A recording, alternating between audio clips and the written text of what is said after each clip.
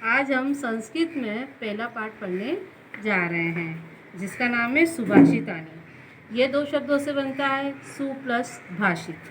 सु का अर्थ होता है सुंदर, अच्छा, मधुर, और भाषित का अर्थ होता है वचन, यानी कि सुंदर वचन। अब इसमें कुछ श्लोक दिए हुए हैं जिनका पहला श्लोक है जिसका मैं अर्थ बता रही हूँ। गुणा गुणगेषु गुणा भवन्ति, अर्थात गुणवान लोगों में ही गुण होते हैं।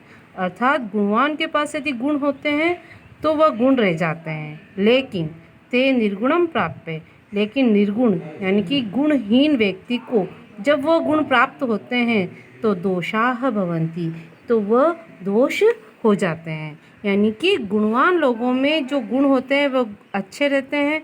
यदि यही गुण निर्गुण व्यक्ति प्राप्त कर लेता है तो वह गुण भी दोष हो जाते हैं। जैसे विद्या, यदि गुणवान लोगों के पास है तो वह अच्छा काम करती है, लेकिन यही विद्या यदि निर्गुण गुणहीन व्यक्तियों के पास चली जाती है तो उस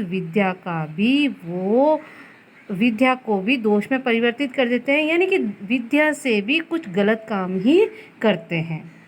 जैसे सुस्वादु तोया प्रवहन्ति नद्ये, नदियाँ अच्छा मीठा तो यानी पानी लेकर, अच्छा मीठा पानी लेकर बहती है, लेकिन समुद्रमासाद्य, समुद्र में जाकर अपेया भवन्ति, पीने योग्य नहीं रहती है। यानी कि उसमें भी संगति का असर आ जाता है। मीठा पानी भी समुद्र में जाकर खारा बन जाता है। दूसरा श्लोक है, साहित्य संगीत कला विहीन साक्षात पशु पुच्छ विषाणहीन। जो व्यक्ति साहित्य संगीत और कला से हीन होता है वो वास्तव में पूंछ और सींगों से रहित पशु के समान होता है। जिस व्यक्ति में साहित्य संगीत कला जैसी कोई बात नहीं होती वो एक तरह से पशु ही होता है। कैसा पशु? जिसमें पूंछ और सींग नहीं है। तृणम न खादन अपि जीवमानः, वो घास न खाता हुआ भी जीवित रहता है। यह तो अच्छी बात है कि तद्भाग देयम परमम पशुनाम, कि कम से कम वो पशुओं का भाग का हिस्से का घास तो नहीं खा रहा है। यानी कि साहित्य संगीत से विहीन व्यक्ति को पशु बताया गया है, ऐसा पशु जो घास नहीं खा रहा है। और ये अच्छी बात है, यदि वो घास भी खाता तो पूरी तरह से पशु ही बन जाता है। कम से कम पशुओं के भाग का घास तो उसने बचा लिया है। तीसरा है, लुब्धस्य नश्यति यशः पिशुनस्य मैत्री, लोभी व्यक्ति का यश नष्ट हो जाता है। पिशुनस्य मैत्री, और चुगलखोर व्यक्ति की मित्रता खत्म हो जाती है। नष्ट क्रियस्य कुलम, जो व्यक्ति कार्य नहीं करता है, कोई कार्य नहीं करता है, उसका वंश खत्म हो जाता है। अर्थपरस्य धर्मः, और जिसके पास अर्थ नहीं है, धन नहीं है, उसका धर्म नष्ट हो जाता है।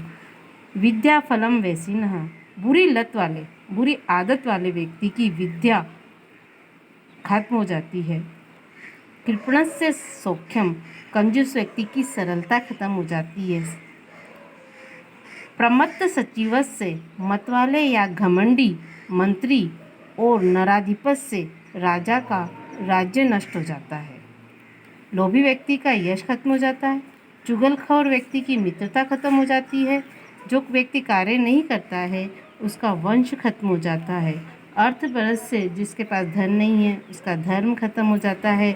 वैसी न, बुरी आदत वाले व्यक्ति की विद्या खत्म हो जाती है। कृपणस्य सौख्यम, और कंजूस व्यक्ति की सरलता खत्म हो जाती है। प्रमत्त सचिवस्य, घमंडी मंत्री और राजा का राज्य नष्ट हो जाता है। रसम तु कटुकम मधुरम समानम माधुर्यमेव जनयेन मधुमक्षिका असु, जो मधुमक्षिका अर्थात मधुमक्खी कड़वा और मीठा रस को समान रूप से पीकर, मधुमक्खी कड़वे और मधुर रस को समान रूप से पीकर माधुर्यमेव जनयेत, केवल मधुरता या मीठापन ही देती है। मधुमक्खी का कड़वे फूलों से भी रस इकट्ठा करती है, मीठे फूलों से भी रस इकट्ठा करती है, लेकिन उसका शहद हमेशा ही मीठा ही होता है। तथैव उसी प्रकार संतः सज्जन व्यक्ति भी सम सज्जन दुर्जनानाम सज्जनों और दुर्जनों के समान रूप से वचः श्रुत्वा वचन सुनकर, सज्जन के भी वचन सुनते हैं और दुर्जन के भी समान रूप से वचन सुनते हैं। मधु सुक्त रसम सृजंती, मीठे रस से युक्त नीति वाक्य को उत्पन्न करते हैं या सृजन करते हैं। विहाय पौरुषम यो हि देवम एव अवलंबते प्रासाद सिंहवत तस्य मूर्धिन तिष्ठन्ति वायसाः। जो व्यक्ति, यो यानी जो व्यक्ति पौरुष विहाय मेहनत को या अपने कर्म को छोड़कर देवम एव अवलंबते मतलब भाग्य के सहारे ही रहते हैं। जो व्यक्ति अपने पौरुष को, अपनी मेहनत को छोड़कर केवल भाग्य के सहारे ही रहते हैं, तस्य मूर्धनि उनके सिर पर वायसा तिष्ठन्ति, वायसा यानी कौवे, प्रासाद सिंहवत शेर के मुंह वाला महल के तस्य मूर्धनि उसके सिर पर वायसाह तिष्ठन्ति कौवे बैठते हैं। यानी कि जिस सिंह द्वार पे, जैसे महलों में सिंह द्वार होता है, लेकिन वह शेर कैसा होता है, देखने मात्र का ही होता है, तो उस पे कौवे भी बैठ जाते हैं। यानी कि जो व्यक्ति काम नहीं करते हैं तो उनका भाग्य कोई काम नहीं आता है। बंद करो, दो बात में दिखाएं। पुष्प, पत्र, फल, छाया, मूल, वल्लक, वलकल, दारू भी। देखो, एशाम जो पेड़, महिरुआ यानी पेड़, पत्ते, फूल, फल, छाया और जड़, वलकल यानी वस्त्र, पेड़ की छाल, दारू भी यानी लकड़ियाँ, ये सब हमें देते हैं। ऐसे पेड़ धन्य हैं।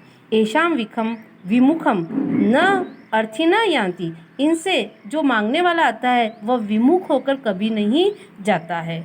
यानी कि पेड़ों से हमें पत्र, फूल, फल, छाया, पेड़ की छाल, लकड़ियाँ, इतनी सब कुछ मिलती है कि इसके पास यदि कोई याचक आता है तो वो विमुख होकर कभी नहीं जाता है।